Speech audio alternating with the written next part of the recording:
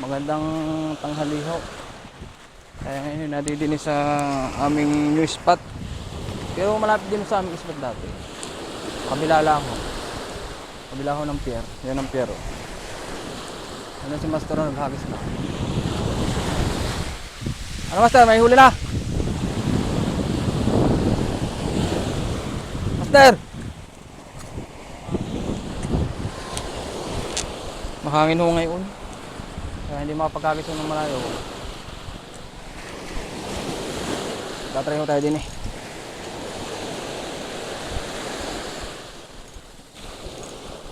Pagkasyon natin dito. Hindi makapagkagis ng malayo dito dahil ng mahangin.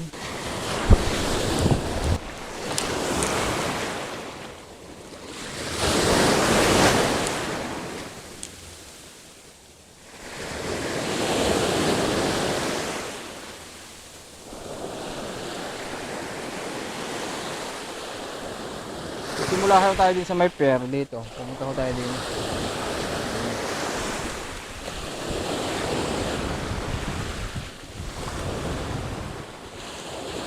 Mayaman ho dito sa basura. Lipat ho tayo.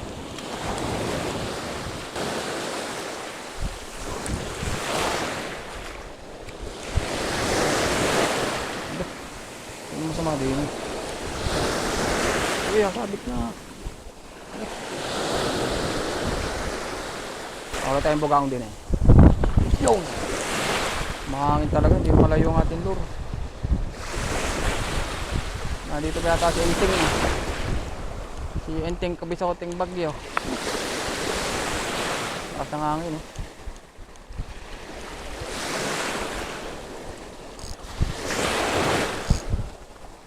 Enting kabisote! Dito ka!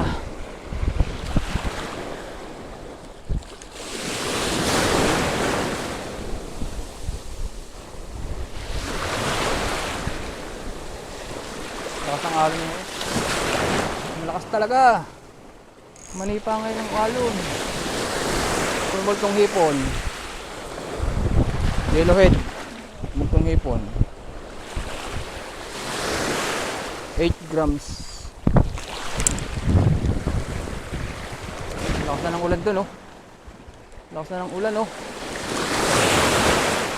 Muuulan na dun oh. Patay tayo.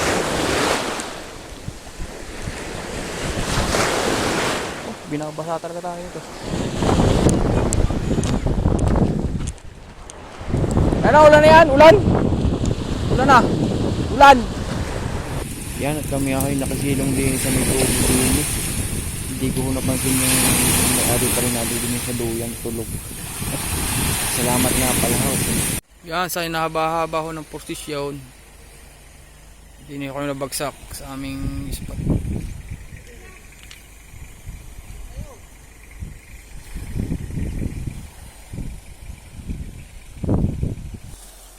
Ayan, nandiniho tayo sa kagubatan ngayon.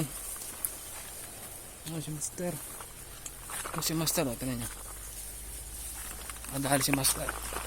Mas banayad ho dito kaysa doon sa kabila. Talagang madami dito. Ngayon ho tayo na dito ngayon sa kabila naman ho tayo nagpunta. Dahil doon sa kabila, sa Nilaw ay talagang napakahangin. Lakas ng hangin. Lipat tayo dito sa kabila sa may parting talaga na ito, gasang. Gamit pa rin natin ay multong hipon na yellowhead. Yellowhead na multong hipon. Let's go!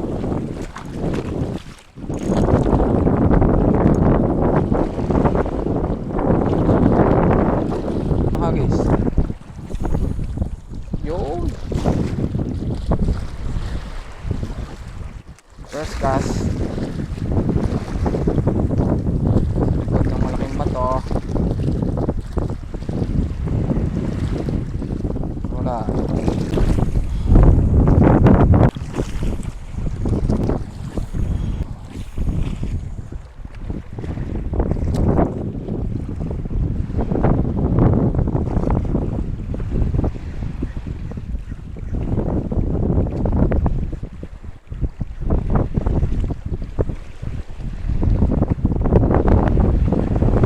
Ngayon palit ho tayo ng bait na ng ating lure.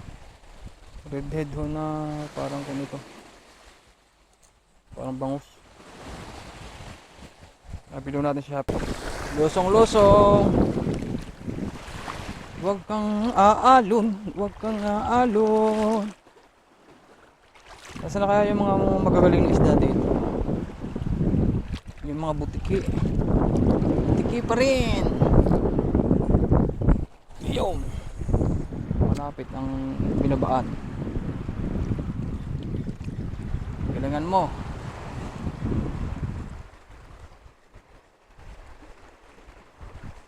Maganda lang yun ito. Favorite eh. Yun. Galing nga pala ho kay Master Bogard. Yun ho doon. Ang ating lure na ito. Nabili daw niya sa Shopee.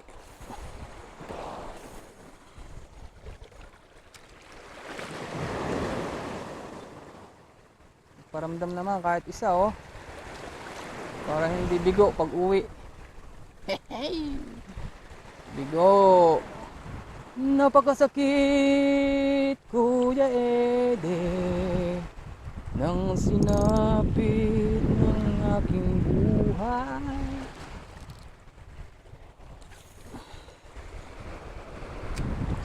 Dahil ang ating gamit nung ito, anong naobserbahan ko din sa aking reel na rin. Shallow spool. Laging tumatalon yung kanyang line. Ring ko na ito. Release na ito. Maganda ho siya kasi natalon nga lang ang kanya. Ang line. Madaling tumalon. Kaya nagbubuhol-buhol. Course nga pala natin yung mag-aalas 2 na ng hapon. Mga 1:30 siguro.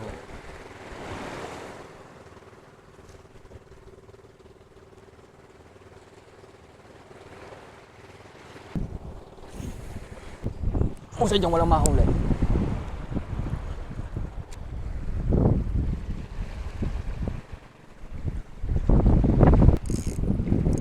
Si Master Bogard oh, parang ano, disappointed na. Kaya dami yung binililor niyan eh. Nasa kunya tawalo. Kaya ako binigyan niya. Tapos hindi pa nakakahuli. Hindi kayo iyak. Iyak si Boy Bangis. Sawi na naman yata sa ating fishing trip na ito.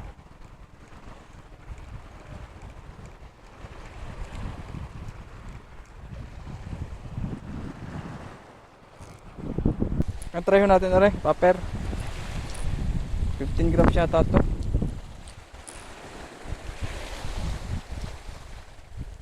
o 10 grams, hindi ko sure. Bili natin sa Shopee.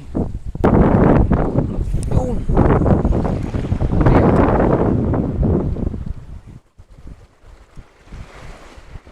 Talagang papagay ng hangin.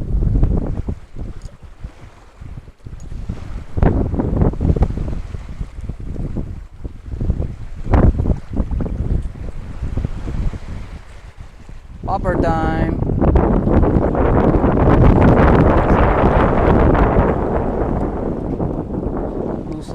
Lusa din sa popper.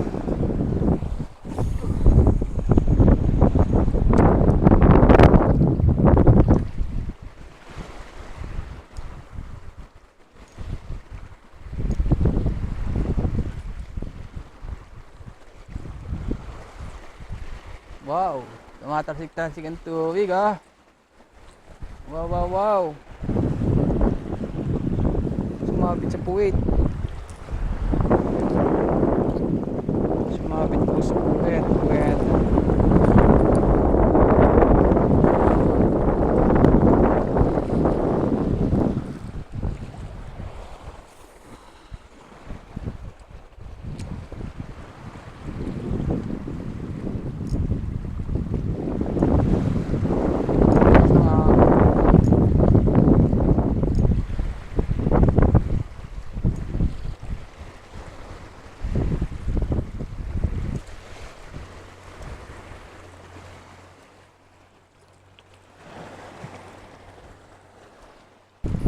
mukha akong nag-aamoy. Uwi na naman are. Uwi na naman ako ng bigaw. Ang ating mga katreba. Siya, papaano? Sa susunod na kabanata na lang ulit. Bye-bye!